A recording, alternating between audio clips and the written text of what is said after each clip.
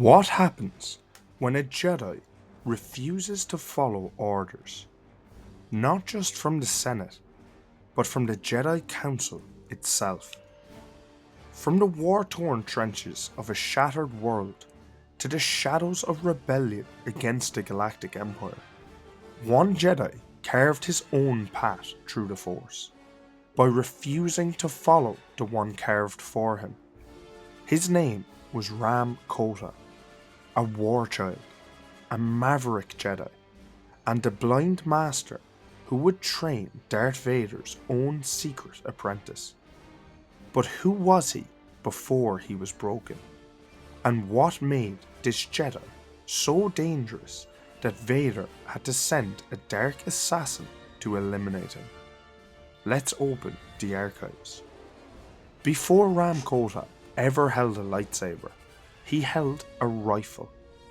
Born on a planet ravaged by endless trench warfare, Kota spent his childhood surrounded by blood, death, and a constant thunder of artillery. By the age of 10, he was already fighting in the war. Not training, not preparing, fighting. This early immersion in conflict wasn't just circumstantial, it was foundational.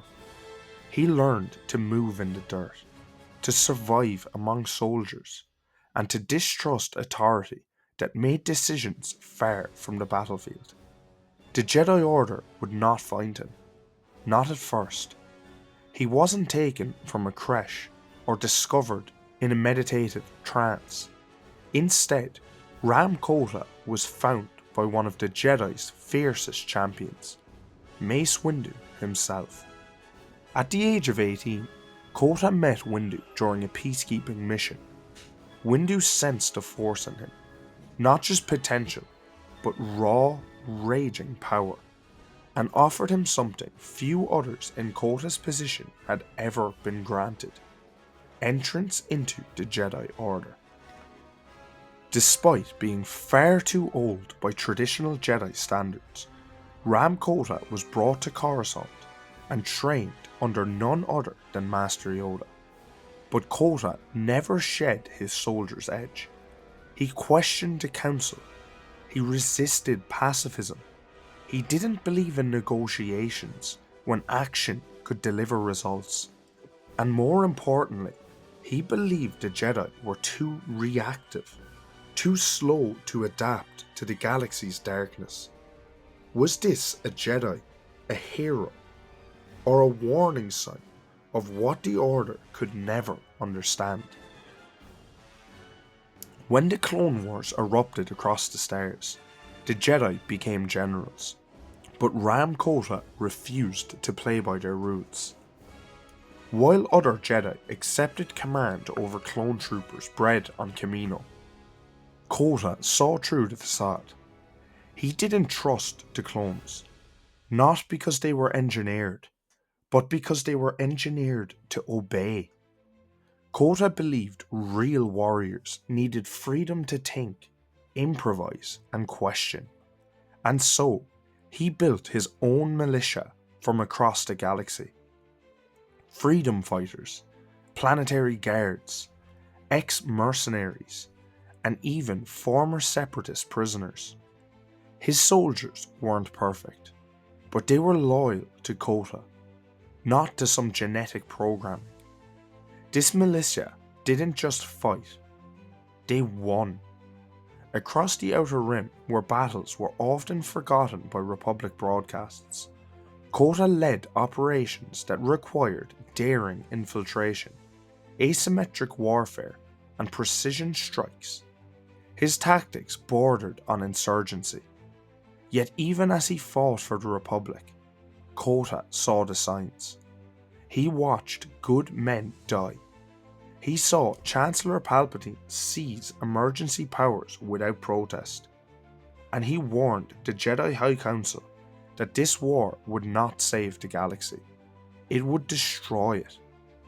Was he paranoid? Or was he the only one who truly saw what was coming? Then came the day everything changed.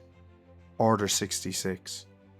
Across the galaxy, Jedi fell, cut down by the very clone troopers they had led into battle. But Kota didn't die. Why? Because his soldiers weren't clones.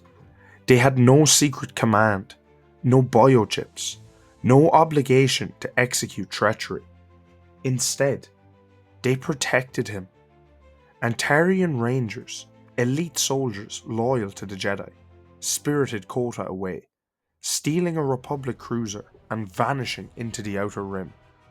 To the Empire, he was dead. But in truth, he had only just begun. What does a Jedi do when the Order is gone? The galaxy is ruled by fear, and the Sith now wear the robes of government. Rahm Kota declared war. In the darkest years of the Dark Times, Kota became a legend, a whisper, a ghost. From hidden bases in the Outer Rim, he launched surgical strikes against Imperial supply lines, factories and outposts. He wasn't building an army, he was teaching the galaxy how to fight back. Kota didn't seek glory, he sought vengeance. And as the rebellion grew in the Senate's shadows, Kota made a key alliance with Bail Organa of Alderaan. The two men worked together in secret. Through Organa's intelligence network, Kota reached out to surviving Jedi like Shaak Ti, Elenik Itkla, and Kazadan Paratus. But it wasn't enough. Kota knew the truth. If the galaxy were to truly resist, the Sith had to fall, and that meant facing Vader. Could the soldier from the trenches really stand against the Dark Lord of the Sith? Every Jedi knew Darth Vader was hunting them, but Rahm Kota made it easy to find him. Rather than hiding, he openly assaulted Imperial shipyards, daring Vader to respond, and Vader did, but not personally. Instead, he dispatched his secret weapon, Galen Marek, his own hidden apprentice, known only as Starkiller.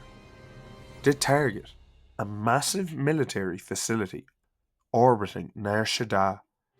The mission, kill Rahm Kota. What followed was one of the most brutal lightsaber duels of the early Imperial era.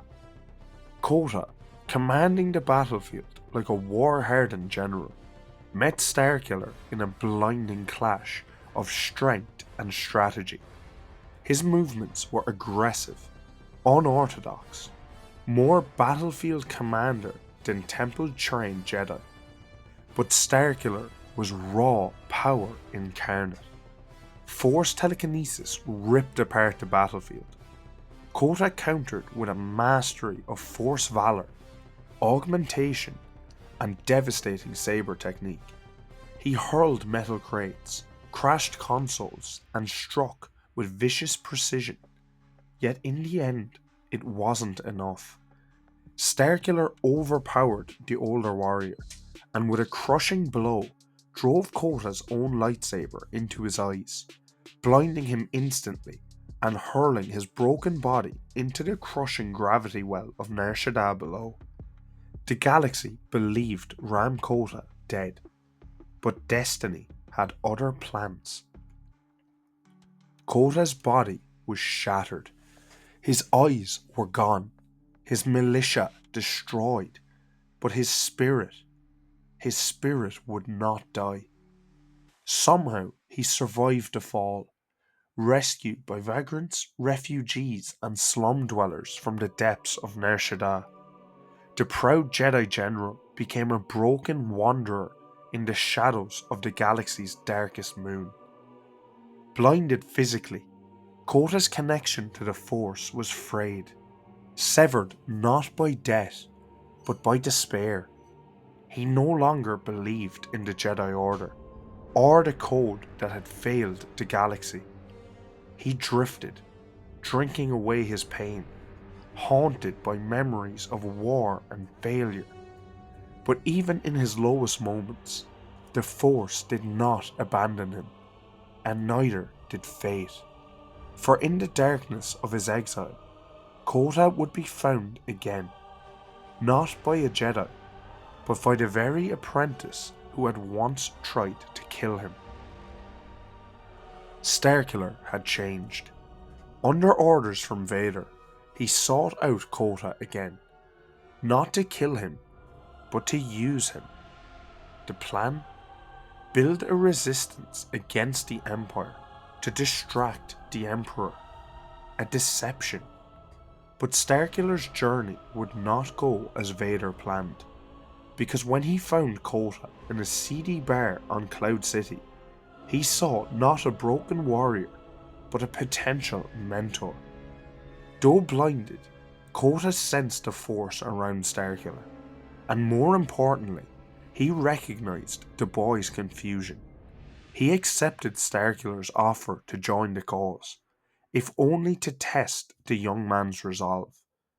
Thus began one of the most unlikely Jedi apprenticeships in Star Wars history.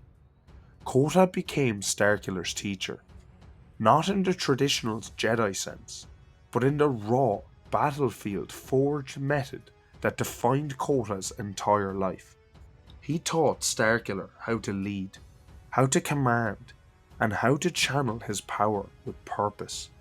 Slowly, Kota began to see in the boy what the Jedi Order had long forgotten: adaptability, determination, and the strength to challenge the Sith on their own terms. But could this dark apprentice ever become a Jedi? Or was Kota training a future Sith Lord in disguise? As Starkiller grew in power and clarity, he and Kota travelled the stars, recruiting key figures who would one day become pillars of the Rebel Alliance. Bail Organa, whose senatorial influence brought legitimacy. Mon Mothma, whose idealism became the Alliance's soul. Kota wasn't just fighting anymore, he was building something. And though he couldn't see the battles ahead, he knew that the seeds of rebellion were growing. His actions helped forge the Declaration of Rebellion itself, a formal pledge to stand against the Emperor. Kota was the general who helped change the fate of a broken man and helped kickstart the rebellion. But what do you think? Should Kota ever have agreed to train Starkiller? Let me know your thoughts in the comments below, and as always, like, subscribe, and join us next week for another deep dive into the archives. Thanks for watching.